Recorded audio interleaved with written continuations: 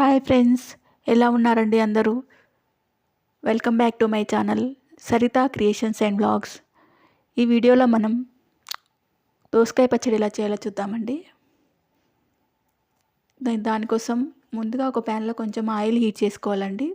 దాంట్లో పచ్చిమిర్చి ఇంకా వెల్లుల్లి వేసుకోవాలి.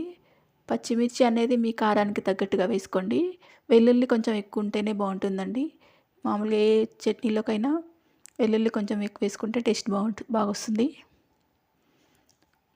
అవి కొంచెం మగ్గిన తర్వాత దోసకాయ ముక్కలు వేసుకోవాలండి. దోసకాయ ముక్కల్లో కొంచెం పసుపు ఉప్పు వేసుకొని మగ్గించుకుంటే తొందరగా మగ్గుతాయండి. దోసకాయ ముక్కలు తొందరగా మగ్గాలంటే దానిపైన ఒక గిన్నె పెట్టుకొని దాంట్లో కొన్ని వాటర్ వేసుకొని మగ్గిస్తే తొందరగా మగ్గుతాయండి. ఆ హీట్కి ఇలా గిన్నె పెట్టుకొని దాంట్లో కొన్ని వాటర్ వేసుకున్నాను.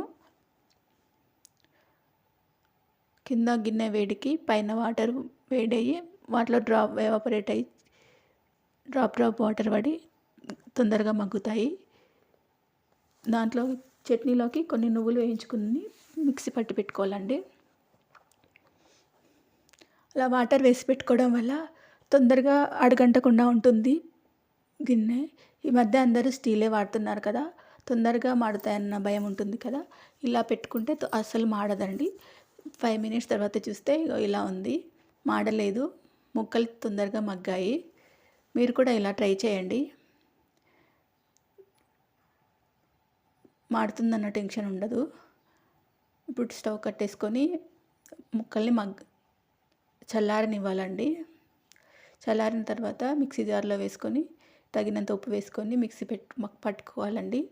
నేను ఇక్కడ కొన్ని ముక్కల్లాగానే ఉంచుతున్నాను, ఎందుకంటే అవి చట్నీలో మనకు తినేటప్పుడు పంటి కిందికి వచ్చి బాగుంటుంది.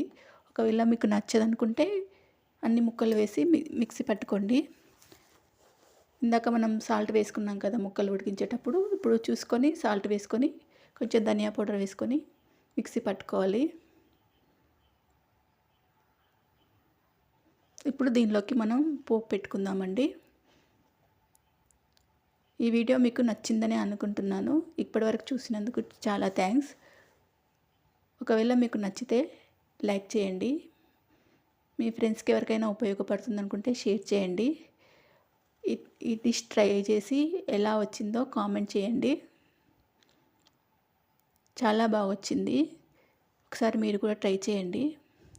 పోపు పెట్టుకుందాము. దానికి ముందుగా ఆయిల్ వేసుకొని ఆయిల్ హీట్ అయిన తర్వాత ఎండుమిర్చి, జీలకర్ర, ఆవాలు ఇంకా కొన్ని మినపప్పు వేసుకున్నా అండి.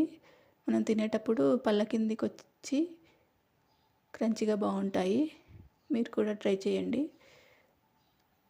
కొంచెం కరివేపాకు కూడా వేసుకుంటే పోపు అయిపోయినట్టే అండి. దాన్ని మనం చట్నీలో కలుపుకుందామండి. చాలా బాగుంటుంది టేస్ట్. మొత్తం కలుపుకోవాలండి. కలిపిన తర్వాత టేస్ట్ బాగా వచ్చింది. మీరు కూడా ట్రై చేయండి. Thank you for watching this video. నా ఛానల్ని సబ్స్క్రైబ్ చేసుకోండి. Thank you.